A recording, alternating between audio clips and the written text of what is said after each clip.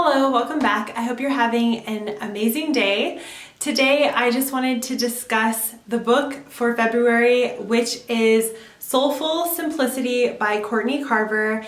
And I just want to start out by saying that I absolutely loved this book. If you haven't read it, it is a must read in my opinion, and I know I say that I love almost every book I read, but this one I really liked, and I felt I could apply it to my life in so many different ways. If you're new here, my name is Shannon, and you can see a lot more over on my blog, shannontorrens.com. I've set a goal for this year to read one book per month, and I'm sharing these books in my description box below and over on my Instagram channel so we can all read together. I will be putting the newest book down in this description and over there, and hopefully you guys can read along with me and then we can all discuss it in the comments section. So this book is about how living with less can lead to so much more, and she says that on her cover.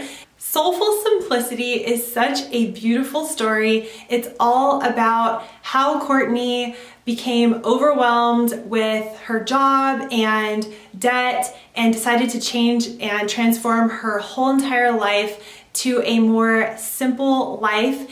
And I loved reading her story because I felt I could relate to it on so many different levels. Even though I didn't have a serious wake-up call like she did, I also had my own wake-up call, which was being a stay-at-home mom and becoming completely overwhelmed with everything that was in our home and our lives. One of her chapters is called Shopping Away the Pain, and for me, I know I was shopping not away the pain, but I was shopping away the boredom or the monotonous days of staying home with little kids.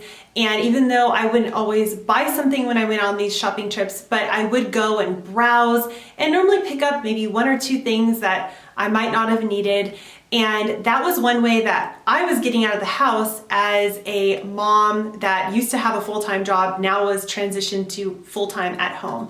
So I can completely relate to that feeling of wanting to go do something but not knowing what to do, so you end up going shopping. So that was one thing that I had to change in my life. I feel this is a great book, not only for people that are just starting out on their minimalism journey or decluttering journey, but also for people like me who have been at this for a while, because this book really goes into why she's wanting to simplify her life and the benefits of that, and why you would want to become more minimal and why you want to slow down your life. Everything that she said really resonated with me, and I feel like simplifying and becoming more minimal and decluttering, it's all a journey. There is no end where you can say, okay, this is it, I'm done. There's a whole section about morning routines and how to set habits by habit stacking. And I have been doing this without really knowing about it. I've changed a lot of my habits. And she really breaks it down into easy steps to form new habits and how to do that. And I have been doing this for the last year, and that is to form habits to naturally clean my house so I don't have to feel like now I'm cleaning my house. So for instance, when I give my boys a bath, a lot of the time that's when I'll clean the bathroom. I'll just wipe things down. Or in the morning when I get out of bed, I make my bed right away. So I just have daily tasks that I'm already doing, and I've thrown a habit in there, and I've set the habit by just sticking with it for a while, and then it becomes second nature. So that is one way that with becoming more minimal, I have been able to keep my house really organized and simplified everything through daily habits that I've formed and that are in my daily routine. So I'm not having to spend a whole day cleaning. I'm gonna read a section from her morning routine. It says, a slow build helps you ease in and makes your new routine sustainable. And that is so true, and that's exactly what I did with my morning routine when it came to making my bed.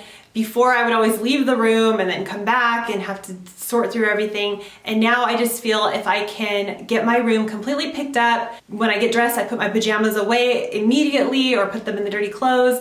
I just do these steps immediately so that way I'm not having to come back to the mess. And whenever I leave a room, I'm trying to make sure that room is somewhat picked up. And if something needs to go to the next room, I will make sure I take that with me. Those are just small habits that I have formed that now have become routine, and it just helps keep our life way more simple. The next section that I really loved was all about busy boycott, is what she named it. And it's about trying to take the word busy out of your vocabulary. So when someone says, "How was your day?" and you say, "Oh, I've been so busy," because all of us are busy, but if we really focus on that word and we think about it too much and we just think, oh, we're busy, we're going from one thing to the next thing, and we're not really slowing down to enjoy the small moments in life. She has some really good tips, and I'll name a few of them. One I liked was quit talking about it. So if someone asks you about how your day was, just give them a more open-ended answer, or talk about something within your day. You don't have to say, "Oh, I was so busy." Another thing she says is to linger longer. And I also love that because I know sometimes as a stay-at-home mom, you're doing things very quickly, and you tend to just, or I tend to just say, "Okay, let's read that book," and we read the book, and then, "Okay, I'm off to do the next thing." And I just want to really enjoy my kids, especially with them being little. So for instance, the other day, Calvin and I sat there and we read probably 10 books, one book after another. We looked at all the pictures. He wanted then to reread it. That was fine. I just thought I want to soak these moments in rather than feel like, okay, we read books, check, that's off the list, now I'm on to the next thing. I just really want to slow down, and I've been doing a lot of research on slow living, and that doesn't mean you're lazy or you know, aren't doing a lot in your day. It just means you're trying to slow the moments down and actually enjoy them. Another thing I personally have done to try to slow everything down and enjoy my life more is be offline as much as possible. So I've been trying to do a screen-free Sunday, and in particular, not being on any apps on my phone and not being on my computer. So just taking a full day off. And that doesn't mean I'm not productive. I could be doing stuff around the house. We could be going and doing a lot of fun stuff, but I'm just trying to be present and in the moment and not on my phone and not distracted. Because even though I am not on a lot of apps all the time, it can become very distracting. You hear a ding, or you think, oh, I have a moment to myself, I'm just gonna look at my phone. Well, now with those moments to myself, I'm trying to do something else that maybe involves the kids, or it's just something where I'm outside, I'm not staring at a screen. She says she's going to switch FOMO for JOMO, which is, instead of the fear of missing out, is the joy of missing out.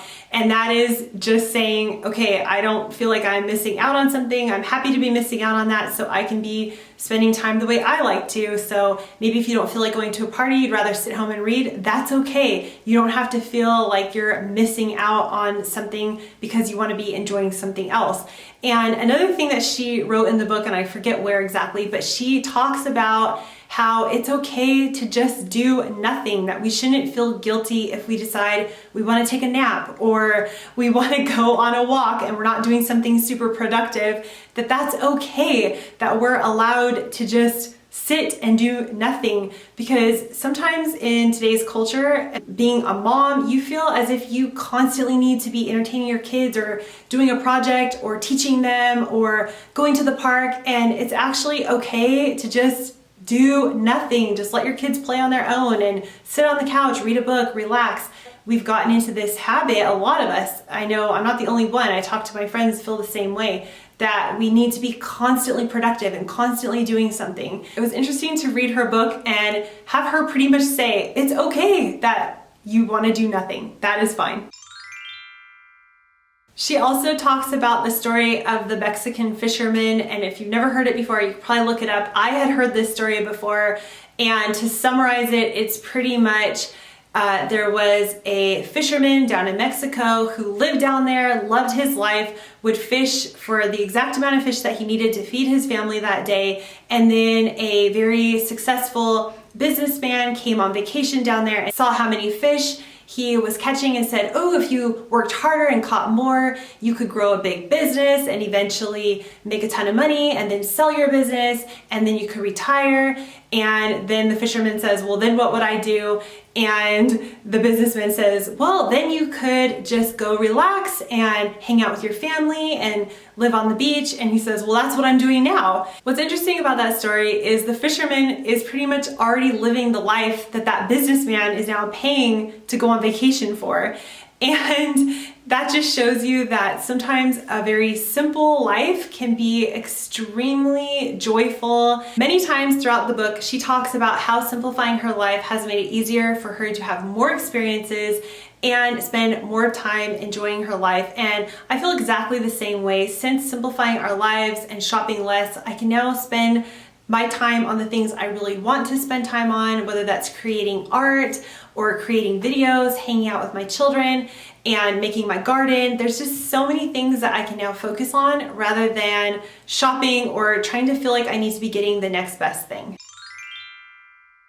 There are some strategies she does share on how to declutter, so that's a really interesting section in case you are in the process of decluttering. She does have some really good ways to get through that decluttering process. I like this because I've actually had someone ask me, what do you do now that you're minimalist and you don't go shopping?